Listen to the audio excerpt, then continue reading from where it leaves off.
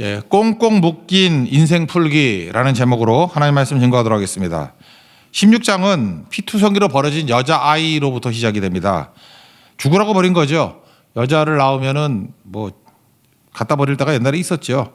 예루살렘이 그랬다라는 것입니다. 그 버림받은 여자아이가 예루살렘이고 그게 곧 나다, 그런 뜻이라는 거예요. 그때 하나님께서 개입하셨습니다. 피투성이라도 살아 있으라. 그러니까 죽으라고 버린 아이에게 내가 살리고야 말리라 라고 하는 하나님의 의지죠. 하나님의 열심으로 내가 너를 건지겠다. 그래서 이게 피투성이로 버림받은 여자아이가 아름답게 성장을 합니다. 성숙한 여인이 되고 또 멋지게 되니까 신랑이 되셔서 하나님이 결혼해 주셨고 나중에는 왕후의 자리까지 마련해 두셨다는 것입니다. 그래서 1절부터 14절까지를 보면은 그냥 은혜의 사건입니다. 너무 좋은 거죠. 근데 이게 황당한 일이 벌어집니다. 핵에 망측한 일이 벌어져요.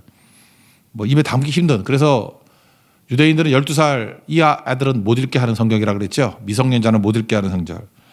한마디로 해서 음행입니다. 음행. 그래서 여기에 나오는 개념이, 에스겔서에 나오는 개념이 요한계시록에 그대로 차용이 됐다 그랬죠. 그래서 거기 음녀, 음행 이런 게 다 여기서 나오는 얘기입니다. 음행을 뭐라고 정의를 내렸죠? 하나님 없는 만족. 그러니까 남편 없는 만족 이런 거겠죠. 그게 음행이라는 거예요. 음행. 그래서 그 왕후였던 여자가 음녀가 되었다는 것입니다. 그래서 요한계시록에 음녀란 말 많이 나오잖아요. 그래서 음녀에 관한 징계를 지금 얘기를 하고 있어요. 35절 한번 읽어봅시다. 시작. 그러므로 너 음녀야 여호와의 말씀을 들을지어다. 이 음녀가 요한계시록에 나오는 음녀하고 거의 같은 의미로 사용된 것이고 뿌리는 에스겔서에 있다라는 것입니다. 먼저 이 음녀에게 징계가 임하게 되는 것 그 자체가 하나님의 은혜라는 것입니다. 왜? 자기 마음대로 살게 만들고 난 다음에 이제 돌이키기 위한 거죠. 건지기 위한 거. 징계는 왜 소극적인 사랑이냐 그러냐. 그 징계 때문에 더 이상 죄를 못 짓게 만들잖아요. 그래서 중단시키는 거예요. 그게 하나님의 사랑이다 그런 겁니다. 자기 마음과 몸을 준 바람난 그 남자, 정부라 그러죠. 정부. 배신했다는 거예요. 우리도 그렇습니다. 세상을 향해 나가면 우리가 마음과 몸을 준 세상이 우리를 버려요. 배신하고 심지어 대적하더라. 그래서 장황하게 쭉 나옵니다. 수치를 주고 돌로 치고 하여튼 험한 꼴이란 꼴은 다 당한다. 그게 오늘 쭉 읽었던 내용입니다. 그러니까 한마디로 얘기해서 하나님 없는 만족의 결과는 망합니다. 이걸 뭐 현대적인 용어로 설명을 했죠. 메슬로우로 살았던 결과는 망합니다. 그죠? 하나님 없는 만족이잖아요. 욕구 채움.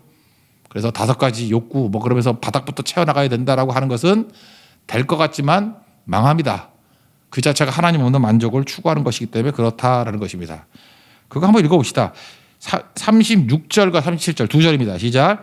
주 여호와께서 이같이 말씀하셨느니라 내가 내 누추한 것을 쏟으며 내 정든 자와 행음함으로 벗은 몸을 드러내며 또 가증한 우상을 위하여 내 자녀의 피를 그 우상에게 드렸은즉 내가 너의 즐거워하는 정든 자와 사랑하던 모든 자와 미워하던 모든 자를 모으되 사방에서 모아 너를 대적하게 할 것이요 또 내 벗은 몸을 그 앞에 드러내 그들이 그것을 다 보게 할 것이며. 그러니까 정든 자가 대적이 되고 수치를 준다라는 것입니다. 이게 하나님의 아픈 사랑이라는 거예요. 왜? 멋대로 살게 만들어가지고 망하게 만드는 겁니다. 왜 그렇죠? 그래야 멈출 수 있으니까. 그러지 않으면 계속 간다라는 것입니다. 멈춤이라기보다는 못하는 거죠. 못하게 만들어버린다는 거예요. 그치게 하는 거. 그래서 여러분들이 죄를 짓고 그냥 될 대로 되라 놔두면요. 완전 망해서 더 죄 못 짓습니다. 왜요? 병들어버리니까. 조지 폭스가 했던 얘기 설교 제목으로도 여러 번 삼았죠. 마귀도 병들면 천사가 된다. 그러니까 마귀 같은 인생을 살고 있는 인생에게 병들게 만들면 꼼짝을 못 하잖아요. 반신무수되고 뭐 그러면 천사 되잖아요. 그러니까 하나님께서 죄 짓는 걸 아예 무능하게 만들어 버린다는 것입니다. 그러므로 소극적인 사랑이다 이렇게 말할 수도 있는 거겠죠. 스탑 못하게 하는 거. 이것도 하나님의 사랑이라는 거예요. 41절을 읽겠습니다. 시작. 불로 내 집을 사려고 여러 여인의 목전에서 너를 벌할지라 내가 너에게 곧 음행을 그치게 하리니 내가 다시는 값을 주지 아니하리라. 이 왕후는 이상한 여자잖아요.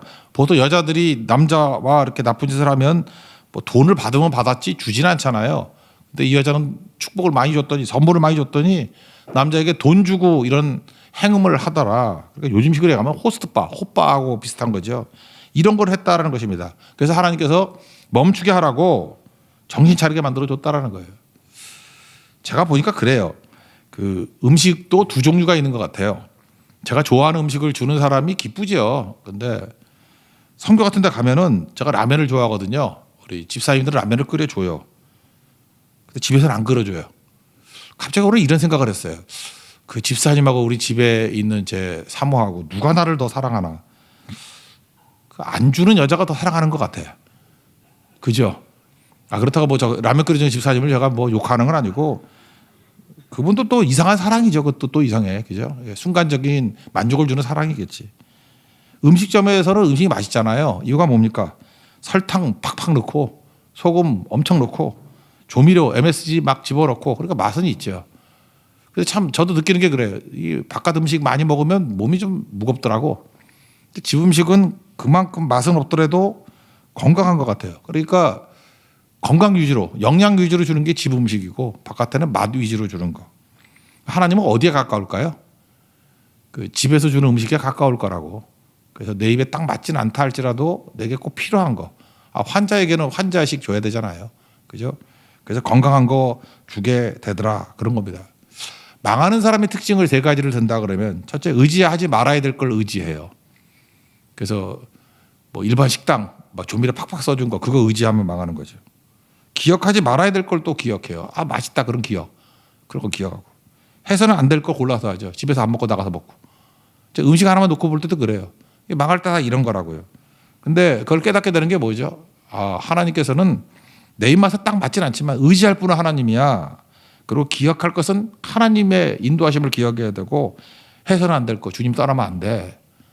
이게 흥하는 사람들의 길이다 이렇게 말할 수 있다라는 것입니다. 그러므로 어찌 보면 고난은 쓴 거잖아요. 쓴 나물을 먹는 것이 우리 삶에 유익하니까 주시겠죠. 그런 의미에서 하나님을 전적으로 신뢰할 수 있는 하나님의 종 되기를 바랍니다.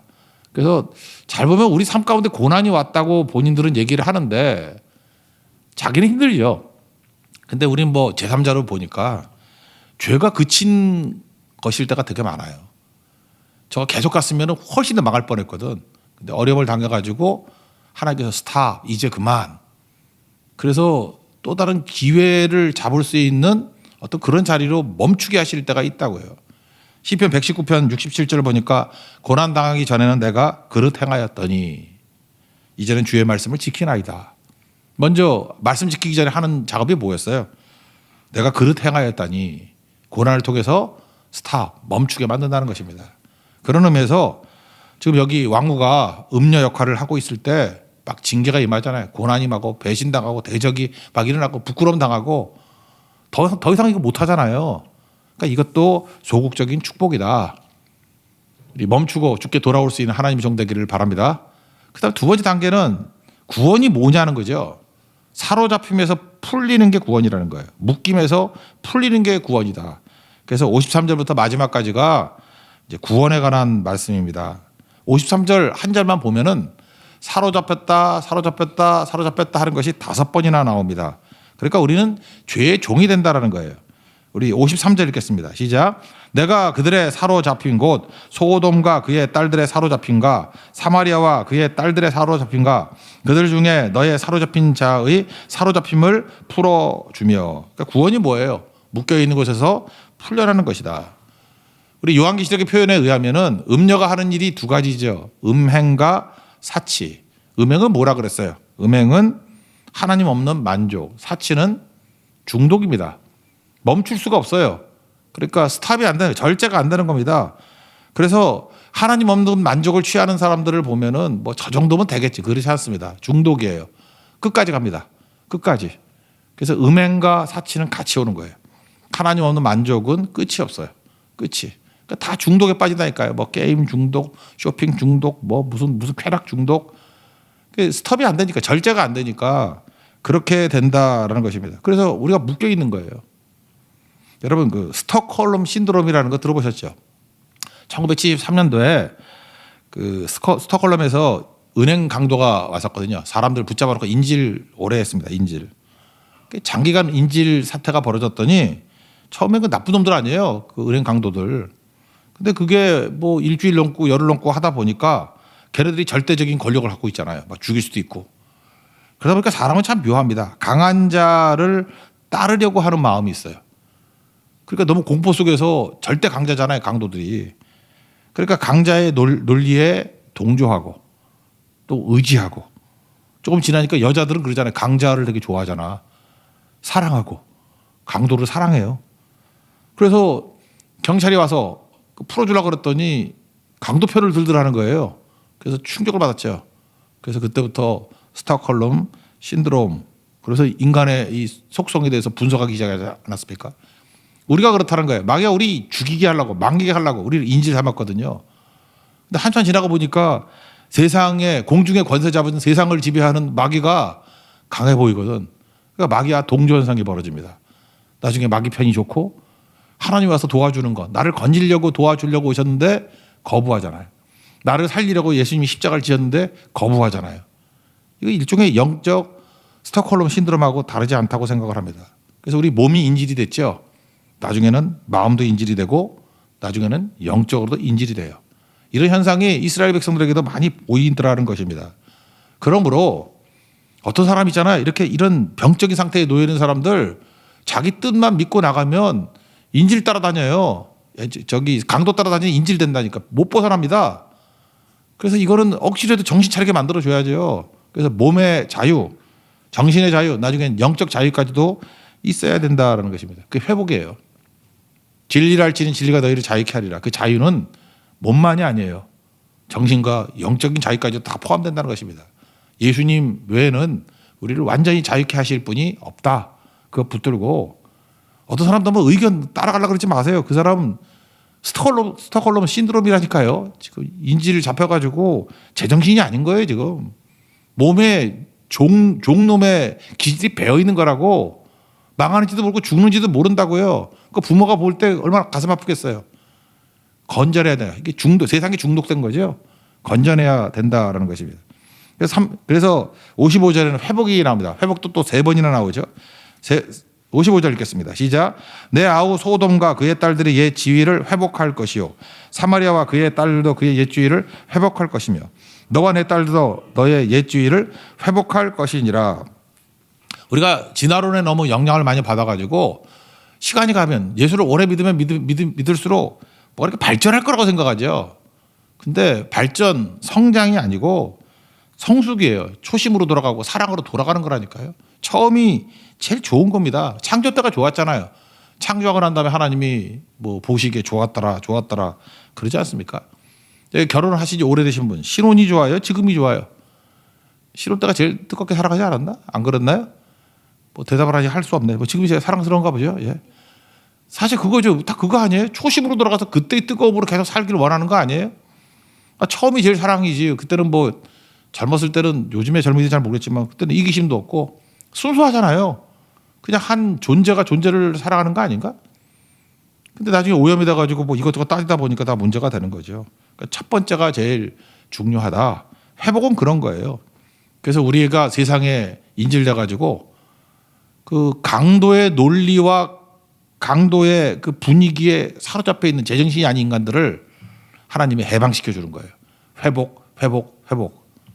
예수님이 자유를 준다는 것입니다. 그 내용이 뒷부분에 쭉 나와 있는 거예요. 이 잘 보면요.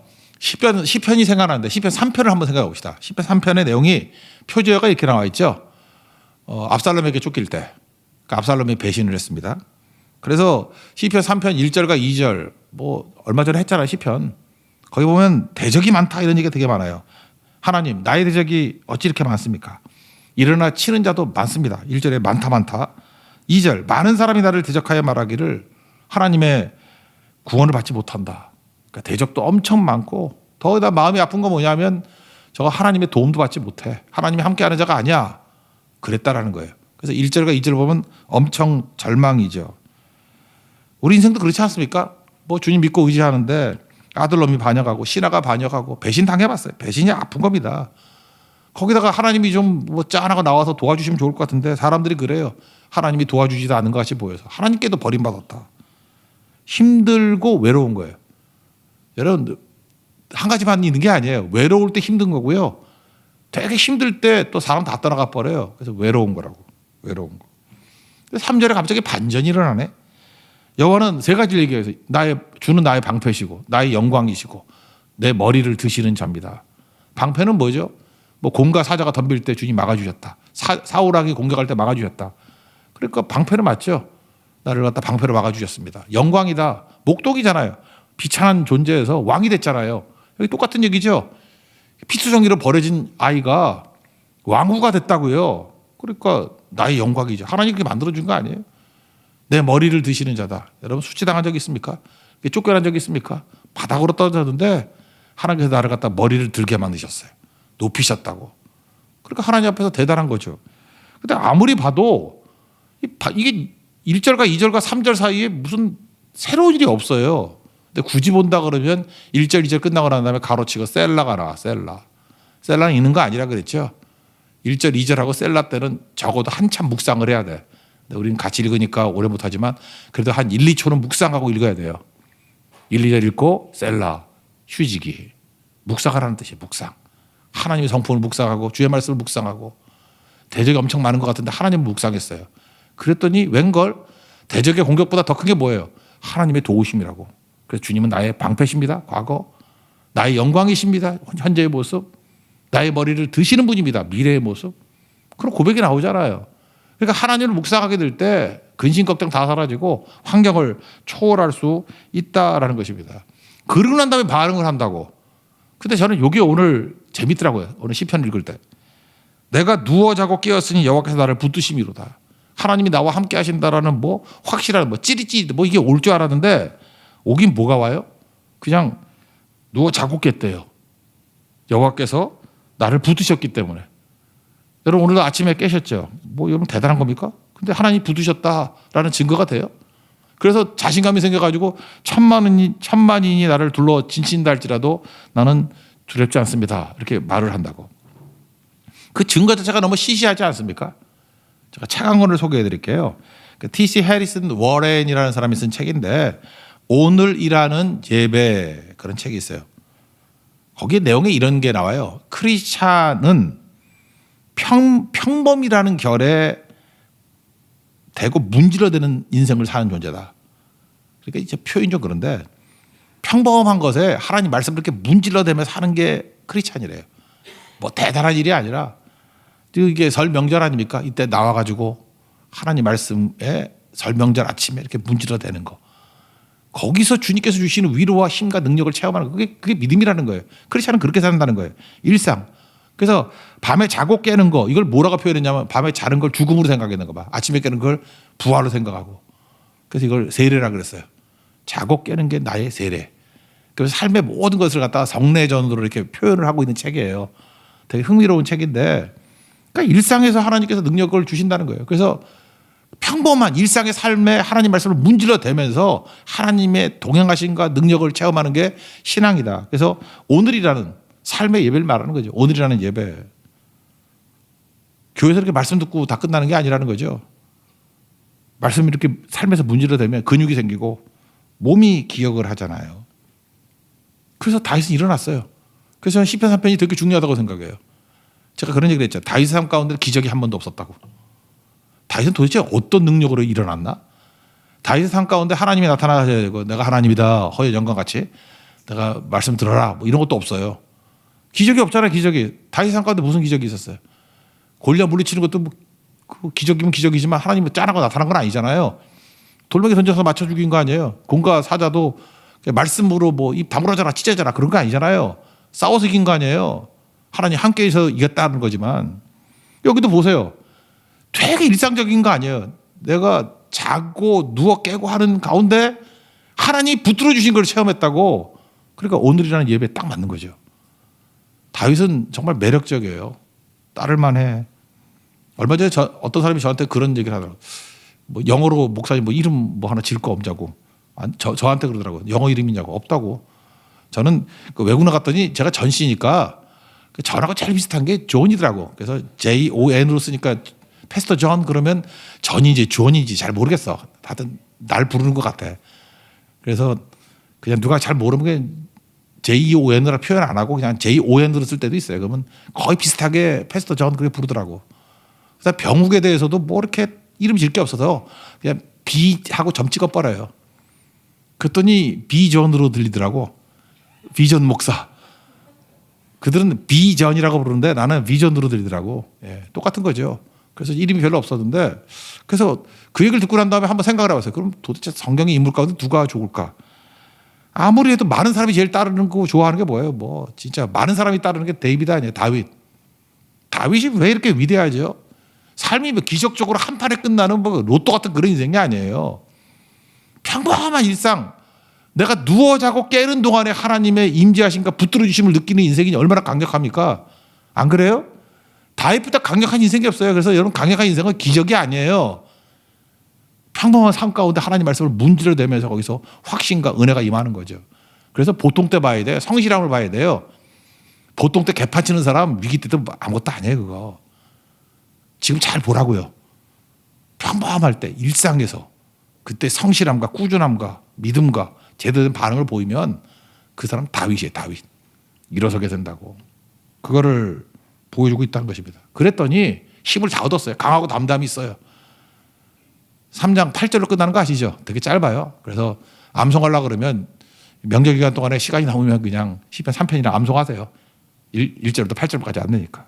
갑자기 문맥에 맞지도 않는 8절이에요. 구원은 여호와께 있사오니 주의 복을 주의 백성에게 내리소서. 이게 앞뒤 문맥에 맞지 않아요. 지금 뭐였죠? 대적이 엄청 많습니다. 그죠? 그리고 사람들이 말하기를 하나님이 돕지도 않는다 그런다. 낙심한 거 아니에요. 그러고 난 다음에 마지막 고백이 뭐냐면 아직 문제가 해결된 것도 없거든요. 근데 구원은 하나님께 있고 주의 복을 백성에게 내려 주십시오. 이제 자기 이야기가 멈춰요. 저는 이걸 다윗의 여유라고 생각해요. 자기 문제에 대해서도 고민하지 않아요. 자기 문제에 대해서 고민하지 않으니까 하나님 바라보고 자기 문제에 대해서 고민하지 않으니까 이제 누굴 봐요? 이제 백성들이 보이는 거라고. 타인들이 보이는 거라고. 저들에게 복을 주십시오. 저는 구원이 이거라고 생각합니다. 일상에서 평범 속에서 하나님을 바라보고 하나님의 구원을 보면요. 뭐 삶이 변화되는 게 아니에요. 벌써 내 태도가 달라지는 거예요. 하나님 능력으로 일어서게 돼요. 나를 붙드심을 체험하게 돼요. 그러면 여유가 있습니다. 그래서 여유가 있으니까 나중에 어떤 일이 벌어지느냐. 여유 있는 사람의 특징. 말이 없어져요. 믿음이 없는 사람이 말이 많은 거예요. 자기가 말해가지고 누굴 고치려고 그러고 말해가지고 상처를 주고 말. 이 말 많은 사람들은 믿음 없는 겁니다. 그거. 말 대신에 뭘 하죠? 두 가지래요. 인내, 기다림과 두 번째 기도를 하죠. 말 많이 하는 사람은 기도가 없는 거고 말을 막 그냥 뇌를 거치지 않고 말하는 사람들은 기다림이 없는 거죠. 인내가 없는 거죠. 그러니까 꽝이죠. 꽝. 여기도 보세요. 이렇게 구원을 체험한 사람이 하는 일이 뭐냐면 하나님의 용서를 체험하고 내가 하나님의 언약을 기억합니다. 그리고 다시는 입을 열지 않겠습니다. 이 고백이라고. 마지막 63절 읽겠습니다. 시작. 이는 내가 내 모든 행한 일을 용서한 후에 내가 기억하고 놀라고 부끄러워서 다시는 입을 열지 못하게 하려 함이니라. 주 여호와의 말씀이니라. 그러니까 하나님의 참된 은혜를 체험한 사람의 결론은 뭡니까? 침묵이라는 거예요. 침묵. 그래서 교회가 하나님 은혜가 막 임하게 되면 말하는 사람이 없어요. 그리고 말하는 사람은 반푼이야. 저거 믿음 없는 사람이구나. 딱 드러나게 되고 나중에는 침묵하게 되고 또 많은 영혼들이 기다려요. 인내한다고. 그래서 하나님의 뜻이 이루어지기를 바라본다는 것입니다. 여러분 이 명절에 또 가족들 만나면 또 말이 많아지죠. 말 많이 하는 게 바보예요. 분란이 일어나고 혼란이 일어나고 무질서가 있습니다. 그래서 진짜 어른들은요. 영적인 크리스찬들은 인내하면서 침묵합니다. 그리고 십자가를 내가 지는 거예요. 십자가에 달린 나. 갈라디아 5장 24절. 예수의 사람들은 육체와 함께 정욕과 탐심을 십자가에 못 박았느니라. 내가 박혀있는 십자가. 그런 사람들은 인내할 줄 알고 침묵할 수 있다는 것입니다. 이게 마지막 은혜의 회복이라는 거예요. 우리가 범죄하고 진짜 천인국락을 범죄하는 종들이었지만 다시 하나님의 구원을 체험하고 난 다음에 이런 좀 크리스찬의 여유와 이런 침묵을 회복할 수 있는 그래서 하나님의 능력이 항상 우리 가운데 임재하는 우리 거룩한 종되는 축복이 임하기를 기원합니다. 자리에서 일어나겠습니다. 우리 일상 찬양하겠습니다.